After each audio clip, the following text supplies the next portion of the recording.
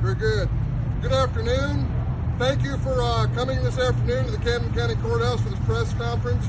I have with me 1st District Commissioner James Gohagan, 2nd District Commissioner Don Williams, and Sheriff Camden County Tony Helms. On Tuesday, April 4th, I was made aware of emails sent by the ATF to our Planning and Zoning Department. The emails requested information about current FFL holders pertaining to their zoning and business licensing. Camden County was the first county in the state, and possibly the first county in the country, that passed the Second Amendment Preservation Act. Passed an ordinance stating we do not recognize the unconstitutional bureau known as the ATF. That under anti-commandeering doctrine, members of Camden County are not to assist any federal agency in the enforcement or application of so-called firearms laws and rules.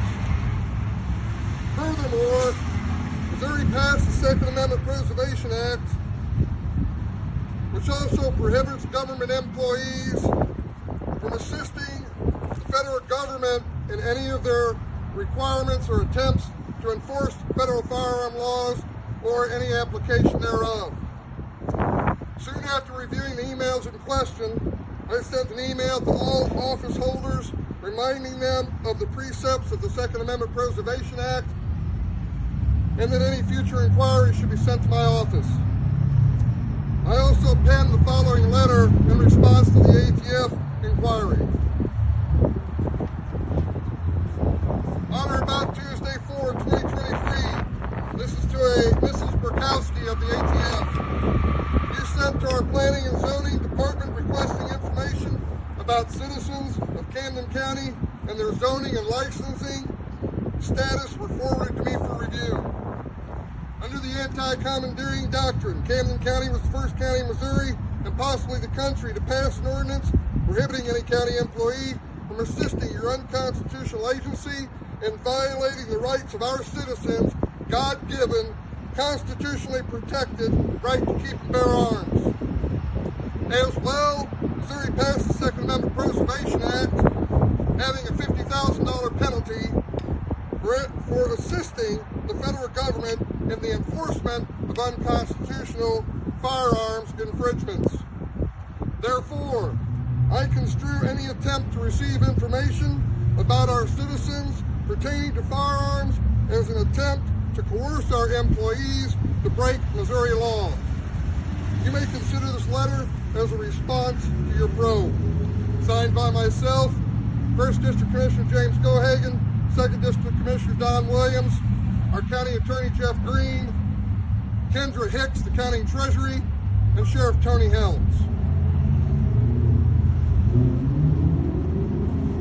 You may receive a copy of that at our office, Commission office, after this press conference. That's all I have at this time. I would ask either of the commissioners if they would like to say anything. I think the only thing the ATF's good at really is murdering innocent dogs, and we don't want you in Camden County, and I think we've made that pretty clear. That's all I gotta say. Sheriff Helms, would you like to say anything? Yeah, I'd just like to kind of reiterate what the presiding commissioner said, that I think we're all here to stand for our Second Amendment constitutional rights, and as the sheriff, I will defend those. Thank you. Again, thank you for attending this conference. If you have any questions, we'll take them at this time. Have any other counties been notified by ATF through the same manner? I don't know. I'll be getting on the phone in the next few days, next week, and start talking to some of the other commissioners. I'll also be attending a conference of the Missouri Association of Counties next week as a board member in Jefferson City, and I will inquire of those folks at that time. Retribution, considering the county was the first in the state to pass the act? I'm sorry? Retribution for the county being the first in the state? Well, I think we all know the federal government doesn't like it when the little people stand up and say we're not going to do this. So is it true retribution? I believe right now the Federal Bureau of Alcohol, Tobacco, and Firearms has been weaponized by this current administration, and they'll do every single thing they can around the country to revoke, suspend, or not issue firearms licenses to the very best of their ability.